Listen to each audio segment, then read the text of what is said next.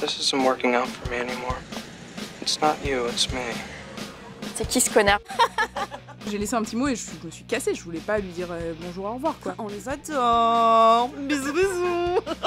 Salut les copines, salut les copains. Aujourd'hui, on se retrouve pour un nouvel épisode de C'est pas toi, c'est moi. Aujourd'hui, je reçois mon ami, mon acolyte de célibat préféré, Oyam, avec qui je débriefe le dating quotidiennement sur WhatsApp. On partage nos meilleures anecdotes et nos pires anecdotes.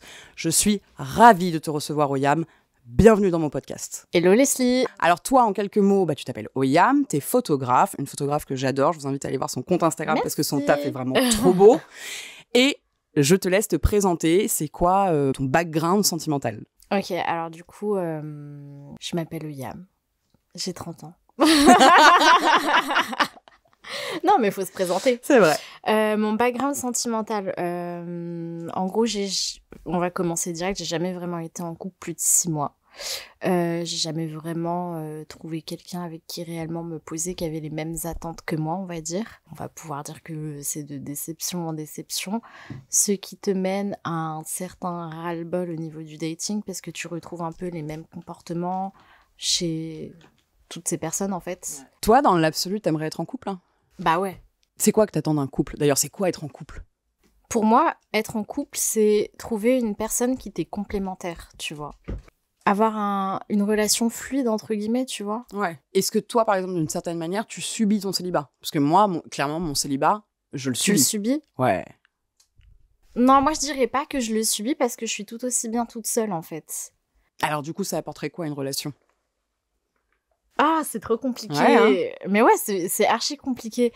Enfin, moi, en fait, toute seule, je me sens bien, tu vois. Ouais. Mais avoir une personne en plus avec moi, qui m'accompagnerait dans ma vie, ce serait un plus dans le sens que forcément, j'ai envie de construire une relation, avoir une famille, j'aimerais avoir des enfants, enfin, avoir quelqu'un qui serait auprès de moi, qui serait à m'uplifter dans les moments de down, tu vois, vraiment... Toi, par exemple, si tu regardes les relations... Moi, c'est un exercice que j'aime bien faire, c'est regarder les relations qu'il y a autour de moi, mes copines avec qui elles sont en couple, qu'est-ce qu'elles vivent, etc. Et pour me dire, ah, ça, c'est ce dont j'aurais envie, ou alors, à contrario total, ça, c'est ce dont j'aurais vraiment pas envie. Quand tu regardes les relations de tes amis, aussi bien hommes que femmes, homosexuels ou hétéros, qu'est-ce qui te fait envie dans ces relations-là? En vrai, la complicité.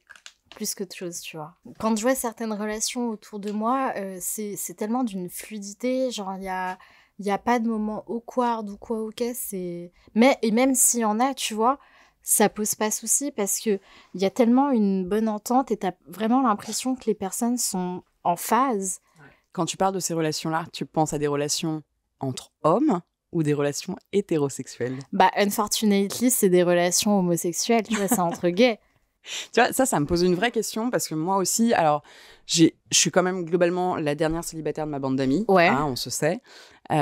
Autour de moi, quasiment tout le monde est en couple. J'ai majoritairement des amis hétérosexuels qui sortent avec des hommes. Ouais. Mais quand je fais le bilan, quand je vois les relations hétérosexuelles dans lesquelles mes amis sont, je suis là genre, j'en veux pas. J'en veux pas, c'est pas égalitaire, pour moi c'est pas du soutien. Les meufs, je trouve qu'elles ont une charge mentale énorme dans les relations qu'elles entretiennent avec des hommes, alors que les relations que je vois de copines qui sont lesbiennes, donc en couple avec des femmes, j'ai l'impression que le langage est tellement similaire que finalement leurs relations sont beaucoup, beaucoup plus intéressantes et épanouissantes et complices.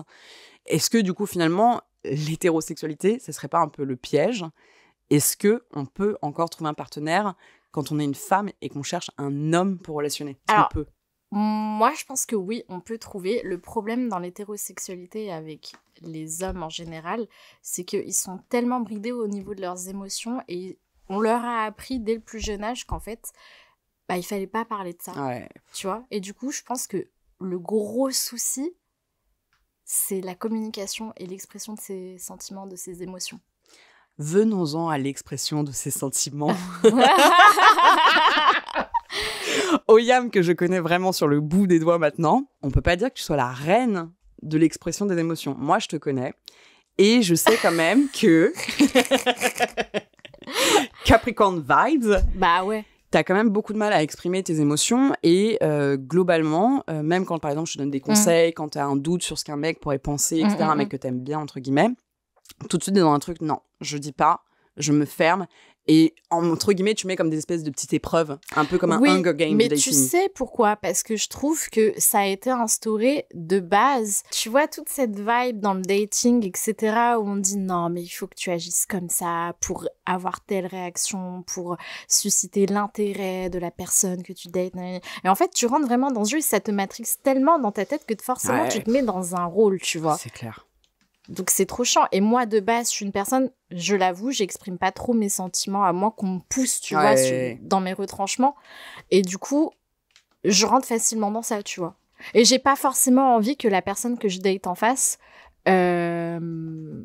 sache tout de moi, tu vois. Mais en même temps... Dès les premiers dates, tout du moins dès les premiers dates. Non, ça c'est normal. Mais je trouve qu'en effet, ce que tu dis, moi, je vois... Bon, moi, tu sais comment je suis. Ouais. Je pose... Et très rapidement les questions. Si par exemple le mec met trop de temps à répondre à les messages, je lui envoie très rapidement un message pour dire genre ma que passo. Bah moi non du coup. Bah ouais, mais du coup parce que je trouve ça cringe. Mais la réalité c'est que je pense que la plupart des mecs en tout cas trouvent ça cringe. Moi par exemple, souvent je sais qu'on va me mettre le qualificatif t'es hyper intense, t'en attends trop. Ouais. Non, j'en attends pas trop, j'en attends juste qu'on parle en toute transparence de nos émotions. Ouais, tu veux que ça soit clair. Si tu m'écris pas parce que t'as pas envie de m'écrire, fine, c'est clair, juste dis-le-moi et je sais à quoi m'attendre. Si, au contraire, c'est parce que j'interprète mal et que moi, par exemple, c'est mes blessures qui parlent et que parce que peut-être j'en attends trop ou je ne sais quoi, mais juste, tu peux me dire, bah non, je suis désolée, c'est pas mon rythme, etc. Mais juste, en fait, on en parle en toute transparence et ça n'engage à rien de s'exprimer en transparence, c'est quoi mes attentes, etc. Et je pense qu'aujourd'hui, dans le dating, c'est un vrai problème, c'est qu'on ne peut plus exprimer, en tout cas quand t'es une femme, tu peux plus exprimer ce que tu ressens et ce que tu attends d'une relation parce que direct tu passes pour une folle. Tu vois par exemple, ça me fait penser. Tu sais, nous on a eu beaucoup cette discussion dans nos profils sur les applications de rencontres. Est-ce qu'on doit mettre qu'on recherche une relation sérieuse? Ouais. Moi, j'ai pour partie de mettre dans ma bio. Tu l'as toujours mis? Bah ouais. J'ai toujours, enfin pas toujours, mais en tout cas récemment depuis cette année, dans la case qu'est-ce que vous recherchez comme relation, j'ai mis relation sérieuse. Parce que je ne veux pas d'un plan cul, je ne veux pas d'un ami avec plus bénéfices, je m'en fous. T'en as déjà des potes. Non mais grave, et puis c'est surtout que si j'ai envie de me satisfaire sexuellement, j'ai mon womanizer, all fine, j'ai pas besoin de toi, t'es médiocre au lit, donc voilà quoi. Et toi, je sais que par exemple, t'es plus du style à mettre, entre guillemets, on verra. Ouais. Mais ça fait 1 mois que j'ai changé pour relation sérieuse. Oh, j'adore ça. Là, comme par hasard, donc là, t'as rencontré quelqu'un, bon, c'est le tout début, mais comme par hasard, là, t'as mis dans ton profil relation sérieuse, et le mec que t'as rencontré, déjà, il y a déjà eu un deuxième date. Oui, et déjà aussi, on en a parlé dès le premier date de nos attentes, tu vois, parce qu'il m'a dit, oui, du coup, j'ai vu sur ton profil Hinge que t'as mis relation sérieuse. Et lui, c'était la même chose. Et du coup, on a été amenés à discuter de nos attentes, tu vois, directement. Moi, ça, je trouve ça tellement plus sain parce que être dans cette espèce de non-dit, de on verra, déjà, c'est pas vrai qu'on verra. En fait, c'est vrai, c'est que peu importe ce que tu recherches, moi, par exemple, j'ai envie d'être en couple, j'ai envie d'être dans une relation exclusive, sérieuse, avec qui on construit quelque chose avec quelqu'un. Mais c'est pas parce que je mets ça que je veux une relation sérieuse dans mon profil que je veux une relation sérieuse avec n'importe qui à n'importe quel prix. Et je pense que c'est ça le truc, c'est que la plupart des gens, quand ils voient une relation sérieuse dans ton profil, ils sont en mode ils voient déjà ça comme un engagement. Mais grave. En fait, alors que pas du tout. Mais grave, en fait, t'imagines... tu vas pas t'engager avec la première personne que tu matches sur une app. Enfin, c'est ridicule. C'est que la phrase de on verra, de toute façon, dans tous les cas, on verra. C'est pas parce que tu veux une relation sérieuse que tu vas tomber amoureuse de tout le monde. Et en fait, je trouve que les hommes sur les apps de dating jouent vachement sur cette corde-là. Mais parce que majoritairement, moi, ce que je reçois sur les apps de dating, c'est que des messages en rapport avec le cul.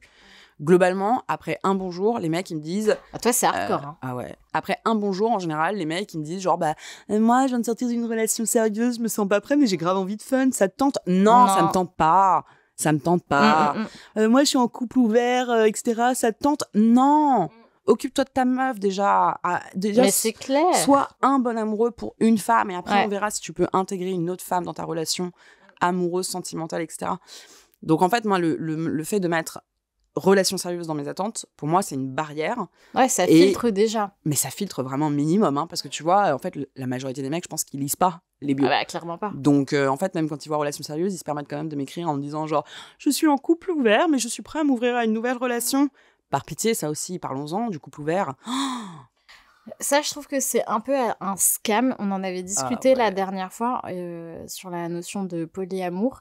Et en fait, il y a vraiment une minorité pour qui c'est vraiment le cas. Et il y a vraiment une maturité émotionnelle qui mène à ce cheminement. Mais le reste, tout du moins, c'est mon ressenti à moi. J'ai l'impression que c'est juste une excuse pour certains hommes d'aller voir plusieurs meufs, tu vois, d'avoir plusieurs meufs dans le roster, tu vois. C'est un peu le sentiment que j'en ai, moi aussi. Hein. Et du peu de relations polyamour que j'ai vues, la plupart du temps, c'est la femme qui subit. La femme. Ça peut être des hommes aussi, mais en tout cas, c'est imposé. Et du coup, la personne suit. Ouais.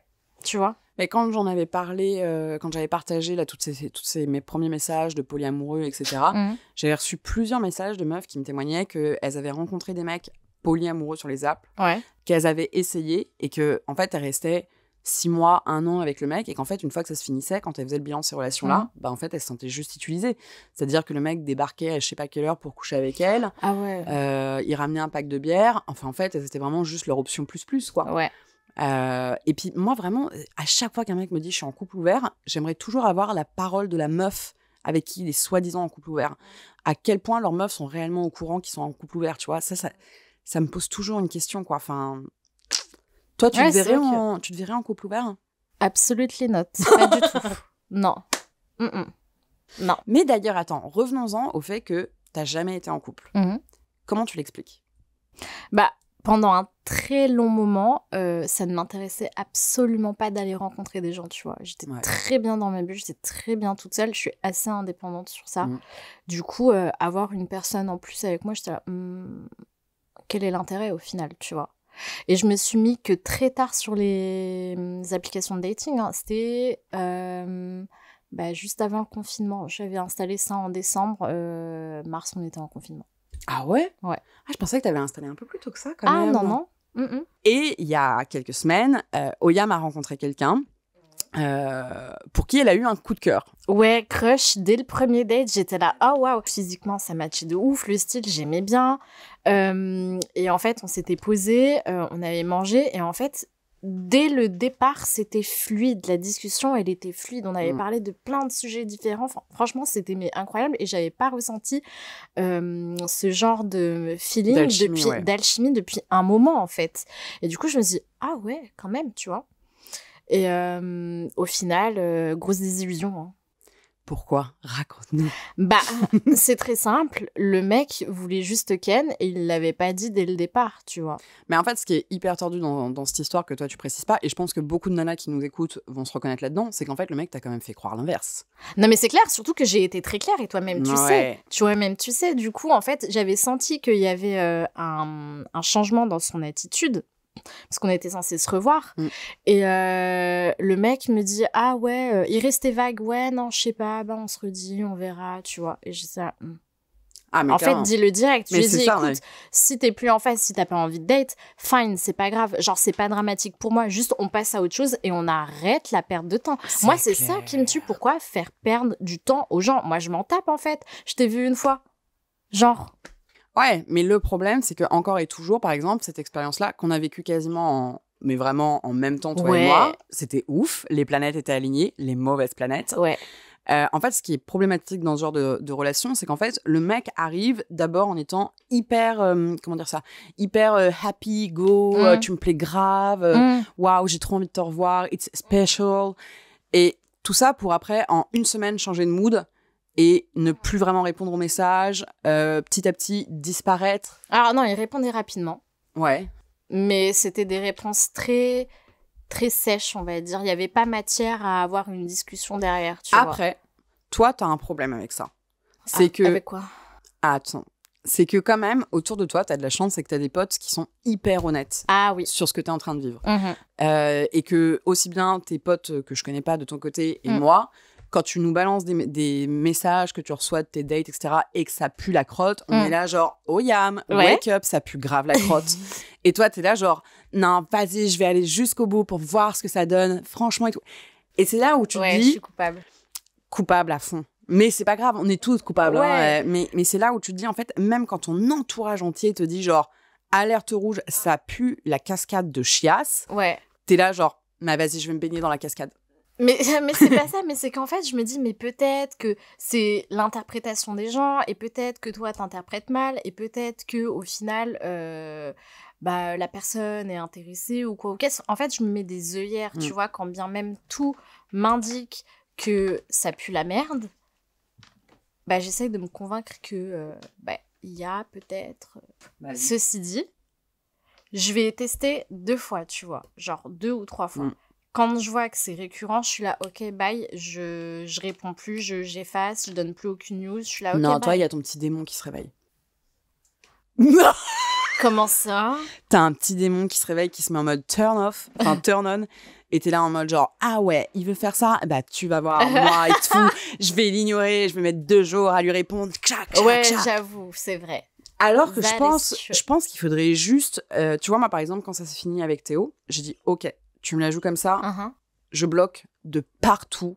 Tu sais, et je me rappelle le dernier coup de fil qu'on a eu, où il m'a dit non, mais finalement, je suis pas prêt, j'ai trop déconstruit de choses. C'était complète bullshit. Toi, ton histoire là, c'était n'importe quoi. Mais c'est surtout qu'en fait, il m'a fait du love bombing, hein, la réalité. Clairement, oui, c'était du love bombing. C'était du love bombing. Pour contextualiser pour les copines qui ne connaissent pas cette histoire-là, sur TikTok, on l'appelle Monsieur Festival. C'est un garçon que j'ai rencontré sur une app de dating.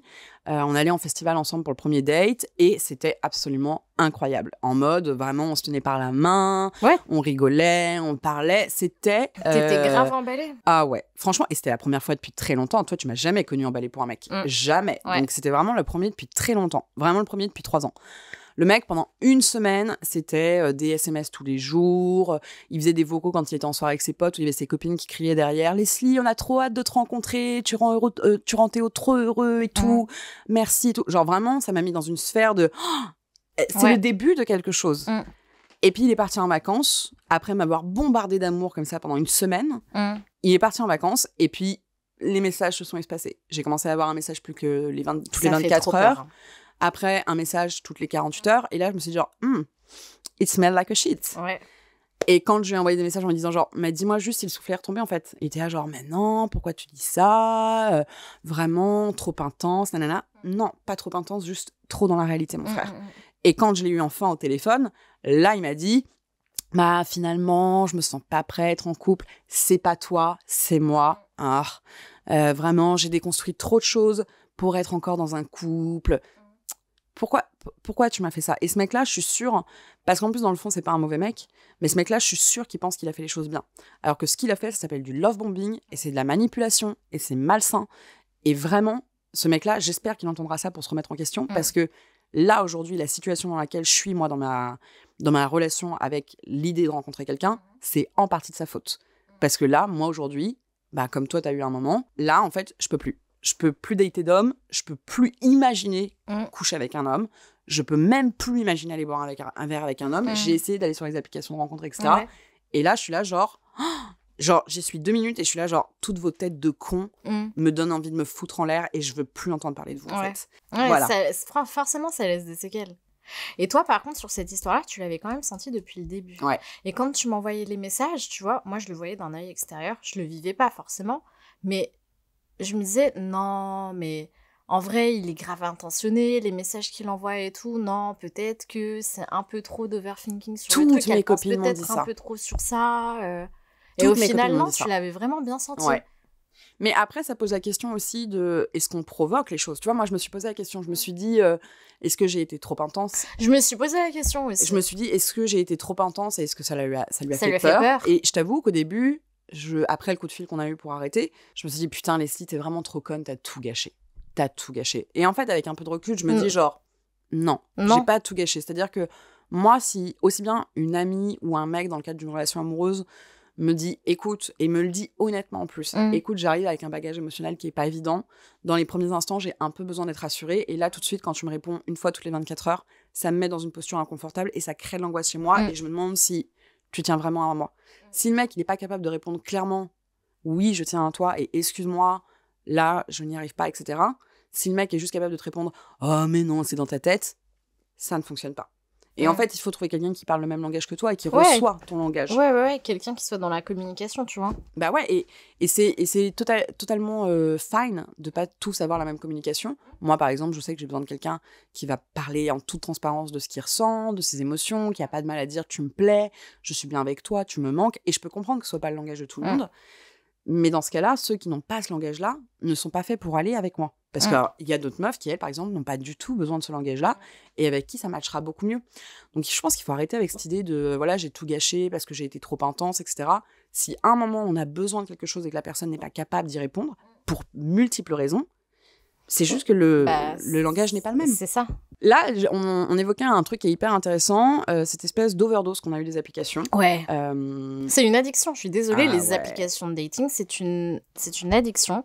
Et en fait, je trouve que ça dénature complètement notre manière de dater. Pourquoi ? Parce qu'on se retrouve avec une facilité d'accès à plusieurs types de personnes. Et au final, ça fait vraiment marcher. Ah, avec cette personne, j'ai le moindre problème, je la mets de côté, je prends quelqu'un d'autre. Pareil, next. Ah, ça, il y a ce critère-là qui convient pas, il y a ce truc physique qui convient pas. Ok, je vais aller prendre quelqu'un d'autre, tu vois. Toi, tu m'avais dit un truc qui m'avait vachement perturbée au moment où tu avais arrêté les applications pendant une semaine. Une semaine et demie. Non, mais quand même, il faut que je vous contextualise le truc. Oyam, elle m'écrit, elle me fait des vocaux en me disant « vas-y, j'en peux plus. Moi, je vais passer un été tranquille, sans tous ces mecs qui me saoulent. Là, c'est bon, je passe un bel été sans mecs. » La meuf, elle me dit « Là, c'est fini. » Et je suis là genre « Vas-y, viens, on en repart dans une semaine. » Non, mais là, je te dis, c'est fini, plus jamais. J'ai supprimé Bumble, Tinder et Hinge. Les 3. Une semaine et demie après. J'ai pas désactivé. J'ai supprimé les comptes.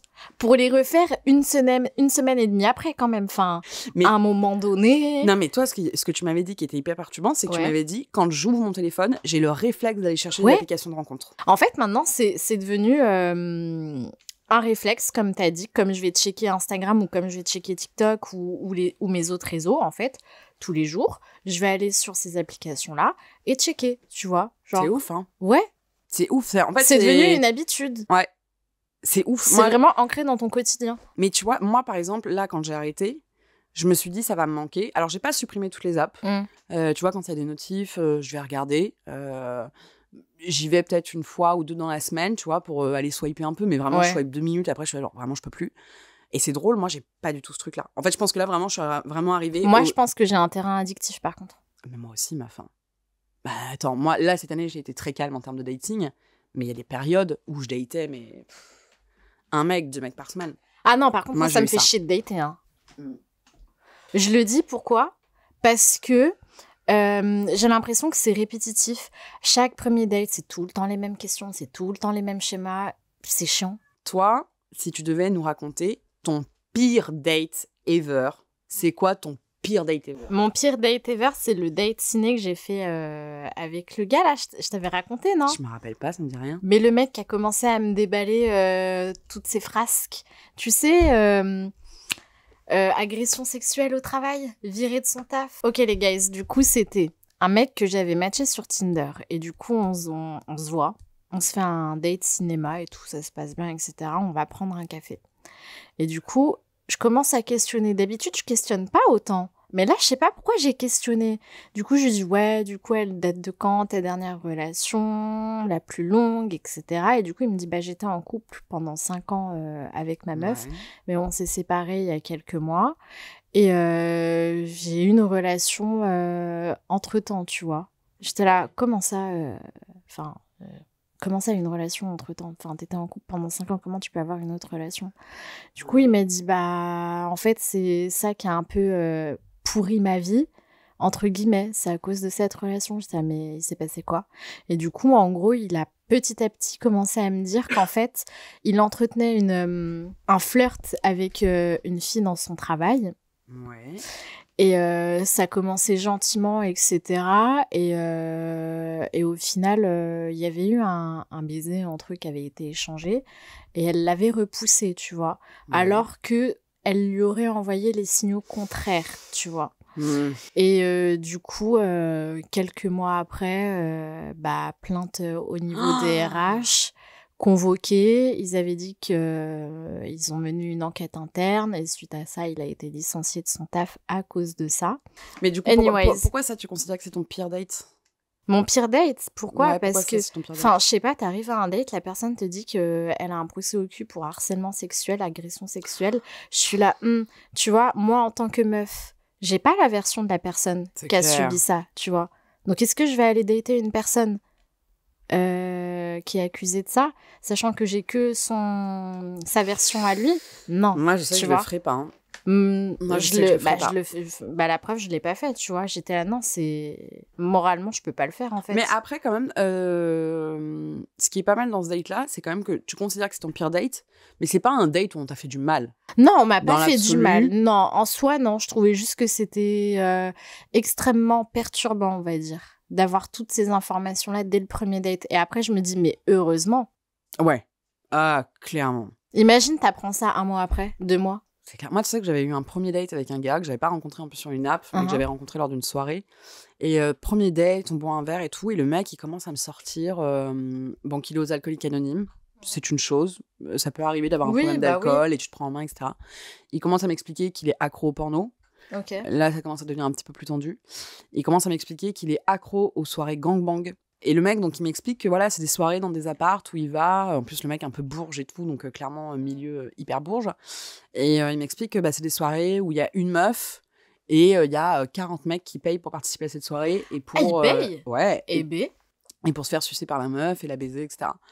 Et le mec me raconte ça, il commence à me dire, toi, c'est quoi ta pratique la plus hardcore que t'aies fait sexuellement et tout. Et je suis là, genre, waouh, on est dans un premier date et tu me parles que tu fais des soirées gangbang. Et c'est quoi ma pratique la plus hardcore ? Et genre, c'est chaud. Je me suis énervée. Au bout d'un moment, en fait, il m'a sorti tellement de trucs que le ton est monté. Je te jure, le mec, il a essayé de me faire penser que j'étais folle. C'était un date que t'avais vu en physique ou... Ouais, ça, on était en face à face, dans un bar. Ouais. Et même, on avait parlé des agressions sexuelles et tout. Et je sais plus ce qu'il me disait. Il me disait qu'on pouvait prendre du plaisir pendant une agression sexuelle, des bails comme ça. J'étais là, genre... Ah ouais, non. Franchement, c'est mon date le plus hardcore à vie. Et le mec a vraiment essayé de me faire croire que j'étais trop intense. C'est-à-dire que quand j'ai commencé à hausser le ton et tout, le mec était là genre « Non, mais on peut pas parler calmement avec toi, tu t'énerves tout le temps. » J'étais là genre « Mais t'es en train de me dire que les meufs qui se font agresser peuvent prendre du plaisir. » C'est chaud. Et t'es en train de me sous-entendre que parfois, elles le cherchent bien. Waouh, mec, t'es père d'un fils, t'as un fils. C'est comme ça que tu vas éduquer ton fils. Cauchemar. Putain. Cauchemar. C'est chaud, hein. Et mec, vraiment... tu vois, très beau milieu, qui a des belles finances, etc. Ouais. Comme quoi, vraiment, les pires, c'est pas toujours ce qu'on pense. Non, ça, c'est certain. Ne pas se fier aux apparences.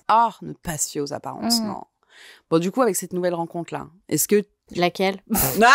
Non, l'unique. Je rigole. L'unique. Est-ce que t'arrives à te... entre guillemets, je sais pas comment dire, Me projeter? Non, est-ce que tu arrives justement à mettre une barrière et à ne pas être trop dans la projection? Ouais. Depuis cette histoire qui m'a fait quitter les apps pendant 1 semaine et demie. En vrai, j'aurais pu ne pas réinstaller les applications, mais je m'ennuyais. Du coup, j'ai remis. Tu penses que les gens vont beaucoup sur les apps parce qu'ils s'ennuient? Bien sûr, surtout nous les meufs. Tu crois? Mais bien sûr. Les mecs aussi. J'en sais rien. Pourquoi tu penses plus les meufs que les mecs? Parce que les mecs, en soi, tu vois, quand ils y vont... Moi, je le vois, parce que j'ai des potes hétéros qui me disent... on swipe tout à droite, on se fait pas chier, tu vois. Après, ils reviennent un peu plus tard et ils regardent ce qu'ils ont pêché, tu vois. Alors que nous, c'est différent dans la pratique. Nous, avant de swiper... Nous, on scrute tout. Tu peux être sûr que s'il y a un profil Instagram qui est noté dans le truc, je vais aller scruter. Mais bien grave. sûr. Alors ça, je le fais plus, moi. Ah ouais? Parce qu'en fait, je me dis, ça crée trop d'espérance. Par exemple, des fois, je vois des mecs, mais tellement ma cam sur les apps, et je vois leur compte Instagram. Ouais. Et du coup, je peux avoir le réflexe d'aller voir leur compte Instagram, et de voir le compte Instagram et de me dire, oh, ce mec est tellement stylé. J'ai trop envie de le rencontrer. Ah non, pas moi. Et après, moi, du coup, vraiment... Et là, je pense que d'ailleurs, on y revient à ce ras-le-bol des applications. Moi, je pense que c'est pour ça aussi que j'ai un ras-le-bol des applications. C'est que de toute façon, tous les mecs commencent leur message par « Salut, ça va ?» Je m'en bats les steaks. En vrai, moi, ça me dérange plus qu'on commence un message par « Salut, ça va ?» parce que je le vois, tu vois, quand je suis sur Bumble, je sais pas quoi envoyer moi non plus. Donc j'envoie des saluts, ça va. Ouais. Et je me dis que si après la conversation qui en découle, elle est intéressante, bah on s'en fout, tu vois. Ouais. C'est juste une introduction en soi. Ouais. Donc j'accorde plus trop d'importance au salut, ça va, tu vois. C'est peut-être parce que je suis devenue ultra picky. Parce que vraiment, j'ai pas toujours été aussi picky sur les apps de rencontres, mais là vraiment, je suis hyper sélective. Pour moi, le salut, ça va. Quand il y a une bio, quand il y a quelque chose sur lequel rebondir, c'est vraiment que t'as pas lu la bio et que... moi, tu vois, par exemple, j'aime bien Hinge. Bon, même si il y a quand même plein de problèmes sur Hinge. Hinge, moi, j'aime beaucoup cette application. Le problème étant que j'ai l'impression qu'on nous pousse vraiment à acheter l'abonnement. Et qui est hyper cher. Et il est hyper cher par rapport à Tinder. Ouais. Donc, Tinder ou Bumble, enfin... je crois qu'il a 35 balles, quelque chose comme ça par mois. T'en as 2, en fait. Moi, je vais pas mettre 35 balles dans un abonnement. Non, c'est trop.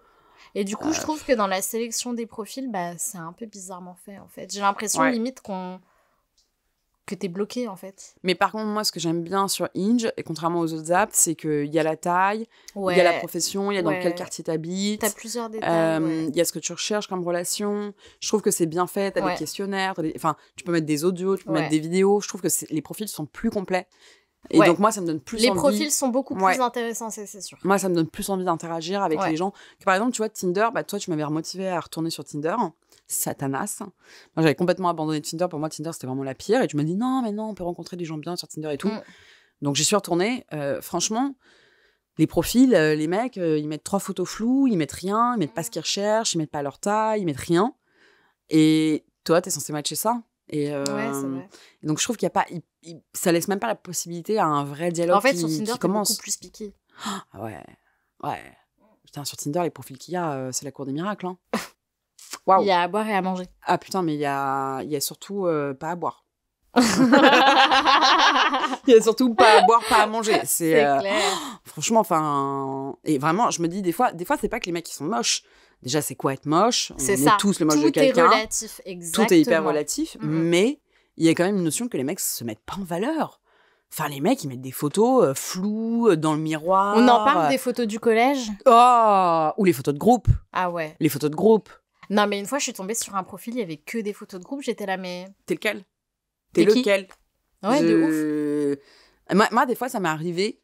Alors, je l'ai jamais fait, mais des fois, ça m'est arrivé de voir des photos, par exemple, un mec qui met des photos avec un pote et tout, et que je trouve son pote plus beau, et de me dire, genre, est-ce que je peux pas juste matcher pour lui dire, genre, j'aime bien ton pote ? Mais je l'ai jamais fait, hein, mais... T'imagines, ce serait tellement cringe. Moi, on m'a déjà fait, hein. Ah ? Ouais. Non. Moi, j'avais une photo à un moment... si, mais moi aussi, on me l'a fait une fois. Avec 2 copines, et il y a déjà eu un mec qui a matché en me disant, genre, t'es très mignonne et tout, mais j'aime beaucoup ta copine blonde. Est-ce que par hasard, tu peux me mettre en contact ? J'étais là, genre, mais Nick, t'es mort. Mange tes morts en sauce, mon pote. Genre, non. Les gens sont trop bizarres. Après, c'est vrai qu'elle est grave mignonne. Sur Bumble, j'ai aussi un gars, je lui avais envoyé un salut, ça va. Et bref, il m'avait répondu, il m'a dit, trop marrant, sur la photo avec ta copine, on dirait que c'est toi qui prends la photo, mais en fait, c'est ta copine. Comment ça ? Genre en mode, elle est mignonne, quoi. Bon, là, j'ai mal dit. Tu crois que c'est ça qu'il voulait dire ? Ouais, non, j'ai mal dit le message, mais la manière dont c'était tourné, c'était en mode, dommage que c'est pas toi. Putain, c'est chaud. Hein. Du coup, je lui ai envoyé un message super sec. J'étais là, visiblement non, comme tu peux le voir sur les autres photos. Tu vois ça, d'ailleurs. Surtout qu'on voyait pas sa tête, hein, on voyait juste son body. Hein. Est-ce que finalement, c'est pas la seule chose qui les intéresse ? Tu vois, moi, tu vois, la semaine dernière, il y a une interview avec Combini qui est sortie sur ce que je reçois sur les applications depuis que j'ai pris du poids. Les gens, c'est des tarés. Hein. Franchement, les messages que je reçois, c'est une grosse moitié, c'est sur mon corps. Une grosse moitié. Là, hier, j'ouvre les notifs et le message, j'ai pas fait une capture d'écran parce que tellement j'étais genre waouh, c'est trop. C'était t'as une belle poitrine, ça donne envie de les téter. C'est une blague. Ouais. Ouais. Le mec me disait t'as des beaux seins, on a envie de les téter pendant des heures. J'étais là genre ok, waouh. Là, on est vraiment dans une dimension hardcore. De ce qu'on peut faire de pire sur les applications de rencontre. Là, vraiment, j'ai juste un match parce que vraiment, ça m'a donné la gerbe. Et ça m'a renourri mon petit moulin de je veux vraiment plus aller sur les applications. Et c'est vrai que, moi, tu m'arrêtes si tu penses que j'ai tort, mais je trouve que depuis le confinement, mais après, toi, t'as connu du coup après le confinement. Ouais. Mais moi, vraiment, depuis le confinement, j'ai vu un vrai changement sur la manière dont les gens interagissent sur les applications de rencontres. Il y a toujours eu des mecs qui voulaient que des plans cul, qui parlaient de cul, de ton corps, etc. Il y a toujours eu. Mais là, maintenant, il n'y a plus que ça. Il n'y a plus que ça. Ouais, moi, j'ai pas vraiment de point de comparaison, du coup, mais... Quelle chance tu as. Mais attends, d'ailleurs, toi, tu t'es mis tardivement aux apps, mais qu'est-ce qui t'a motivé à aller sur les apps? En vrai, j'étais là, bon, Yam. Tu rencontres personne dans la vraie vie parce que je suis sauvage. Genre, j'ai pas envie de parler aux gens quand tu dors, quand je suis en soirée ou quoi avec mes potes, en fait. Bah, j'ai envie de passer un bon moment avec mes potes et pas forcément être dans la rencontre et de sociabiliser avec d'autres personnes. Du coup, j'avoue que je me shut down moi-même des portes, tu vois. Je me ferme aux gens, tu vois. Donc, tu vois, la seule possibilité pour moi, en soi, c'est de rencontrer des gens sur les applications. Et en fait, ce qui m'a fait le déclic, c'est un de mes potes qui m'a dit, mais Oyam, mets-toi sur les applications, tu vas jamais rencontrer personne, comme ça, blablabla, blablabla. Et puis, du coup, j'ai eu mon petit cheminement et, pendant 1 an. Et puis, je me suis dit, bon, bah, allez, je vais installer une app, quoi. Et alors, est-ce que tu as l'impression que tu as plus rencontré des gens depuis que tu es sur les apps? Ah oui, bah, clairement. Ouais, mais Parce que moi, en dehors de ça... mais des gens avec qui il se passe quelque chose.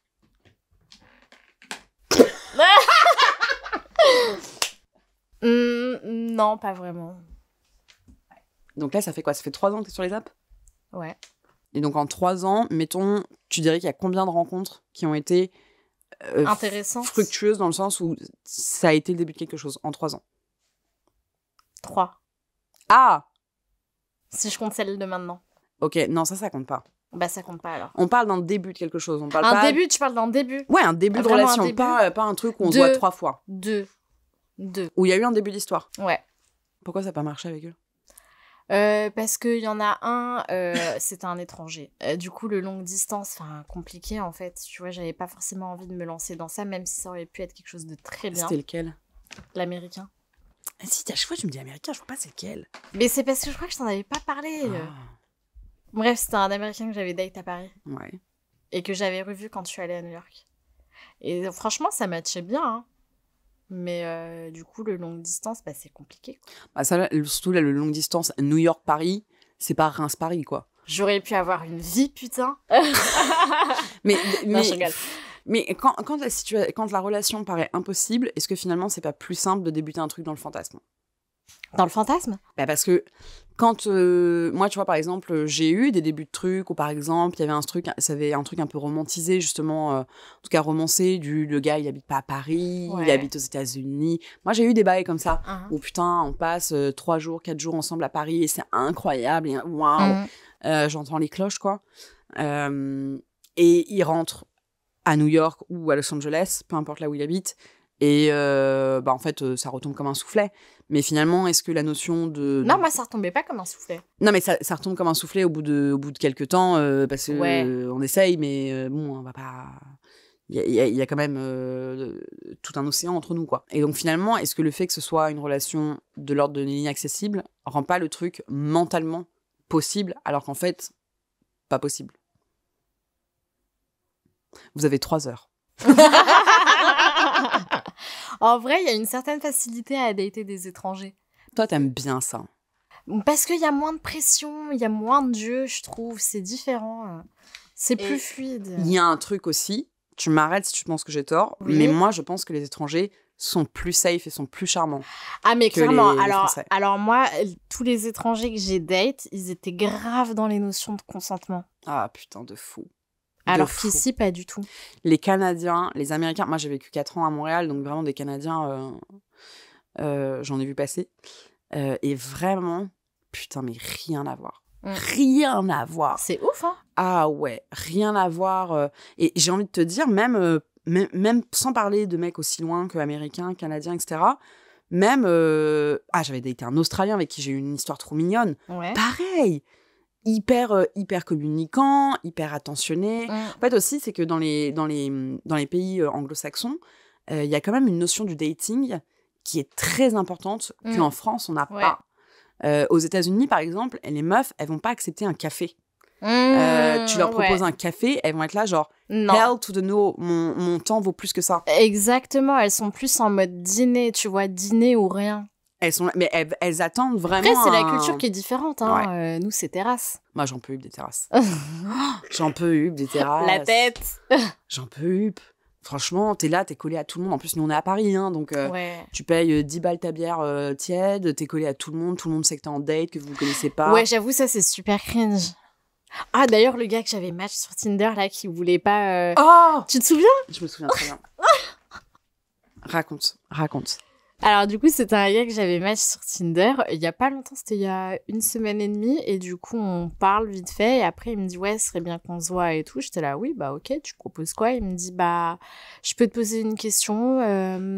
Est-ce que... Bref, il m'avait dit, ouais, du coup, est-ce que tu fais partie de ce genre de personne qui veut absolument date en terrasse ou quoi? J'étais là, comment ça? Il m'a dit, bah, parce que moi, je te propose un truc genre chill appart. Il m'a dit chill appart. J'étais là, non, en fait. Fatigue. Et ce que j'ai fait, c'est que j'ai même pas répondu. Je lui ai envoyé le TikTok d'une meuf. Je t'avais envoyé la meuf qui disait la prochaine fois qu'un mec me propose d'aller directement chez lui pour un premier date, je le vole. Juste pour lui apprendre qu'il faut pas inviter des personnes que tu connais pas chez toi. Mais tellement. Je lui ai envoyé ça. Il me dit non, bah du coup c'était juste pour savoir si tu faisais partie de cette catégorie de femmes. Et j'étais là mais comment ça? Enfin, au-delà de ça, les premiers dates, jamais de la vie je vais aller chez un mec parce qu'il y a juste la notion de sécurité. Je te connais pas, en fait, il peut m'arriver tout et n'importe quoi. Donc en fait, tu ne viens pas chez moi et je ne vais pas chez toi, tout simplement. Je te connais pas. Mais ça, tu veux que je te dise, il y a une meuf qui m'a interpellée là sur TikTok cette semaine en me disant ouais, déjà arrête d'accepter des terrasses et demande un dîner en premier date. Et moi, je lui ai dit genre, mais flemme, parce que franchement, déjà, si un verre, ça se passe pas bien, moi, tu sais comment je suis. Si le verre, il se passe pas bien, même au bout de 10 minutes, je lui dis, écoute, franchement, ça le fait pas. Ouais, tu l'as déjà fait plusieurs fois. Plusieurs fois. Parce qu'en fait, le nombre de dates où vraiment, on commence le verre et je suis là, genre, je me fais trop chier. Genre, moi, j'ai un signe d'alerte. Si pendant le date, pendant que le mec parle, je me dis que je préfère être chez moi à regarder des rediffusions de Plus belle la vie, c'est qu'il y a un problème. Et donc, du coup, moi, maintenant, j'ai plus envie de perdre mon temps. Si au bout de 10 minutes, je vois que ça va pas bien, et je me dis, en plus, c'est forcément réciproque. Si moi, je me fais chier, le mec en face, il se fait forcément chier. Et on est comme deux cons à pas oser mettre fin au date. Et donc, moi, je préfère dire, bon, bah, écoute, c'était sympa, mais ça le fait pas, donc je préfère qu'on arrête. Et les mecs, vraiment, à chaque fois, ils ont une réaction genre, quoi? Et je suis là, genre, bah, enfin, tu vois bien, le feeling, il passe pas, c'est pas grave, juste, elle a pas fait, donc on paye notre verre et puis on y va, quoi. Et les mecs sont hyper étonnés, mais ça m'est déjà arrivé que des mecs m'aient déjà réécrit derrière en me disant bah franchement, c'est cool de faire ça, parce que c'est vrai qu'on a tous eu des dates pas top et on se force à rester 1 heure, 2 heures ensemble alors qu'on se fait chier. Et après, on invente un faux prétexte pour arrêter le date. Partir, Et il y a, je crois que c'est 2 mecs qui m'ont écrit en me disant bah franchement, cool de faire ça. Au début, c'était un peu bizarre, mais en fait, j'ai apprécié. Et donc, en tout cas, cette meuf sur TikTok, qui m'a dit mais arrête d'accepter des verres en terrasse et demande un dîner. Et moi, je lui ai dit, bah non, mais enfin, moi, ça me fait chier de passer autant de temps avec un date si, mettons, le date, il se passe pas bien. Et elle était là, genre, bah oui, mais au moins, t'es sûr que c'est des hommes qui sont prêts à s'investir un peu. C'est vrai. Et tu veux que je te dise, ben maintenant, je me dis, en vrai, pourquoi pas? En effet, c'est vrai. Mon temps, il est trop précieux. J'ai un travail monstrueux. J'ai beaucoup de choses à faire dans ma vie. Si je dégage mon temps pour un homme, faut que ça en vaille la peine. Ouais. Et là, tu vois, je pense aussi, c'est pour ça que j'ai le ras-le-bol des applications, c'est qu'en fait, si je dois calculer le nombre d'heures que j'ai passé dans des dates pourris, mais tout ce que j'aurais pu faire pendant ces heures-là, même si c'est aller prendre un cours de danse ou tu vois, ou faire une activité qui m'apporte quelque chose à moi, même voir tes amis, ou même voir mes amis, accorder du temps à tes potes. Mais grave, quelle perte de temps tous ces dates pourris qui n'ont mené à rien. Et là aujourd'hui, en fait, ça y est, je suis en bilan de temps, heures dépensées. Et je suis là, genre, vous m'avez pris tant de temps dans ma vie pour ça? Non. Ça, je l'ai toujours dit que c'était chronophage. Ah, c'est vraiment. Est-ce que tu as envie de conclure ce podcast sur un mot en particulier? Moi, mon message, c'est que ce soit pour les hommes ou les femmes, soyez honnêtes dans vos intentions et ne faites pas perdre du temps aux personnes que vous matchez. C'est très important, les guys. Et qu'est-ce que tu veux qu'on te souhaite pour l'année à venir sentimentale? Sentimentale? Bah, enfin, trouver quelqu'un avec qui me poser et m'épanouir. Quel petit papillon d'amour. Oh. I know. Merci beaucoup, Oyam. Merci à toi, Leslie. Hyper cool. Je vous souhaite une belle journée, une belle soirée, un bon matin, peu importe. Et merci beaucoup d'être resté avec nous. Bisous. Bisous.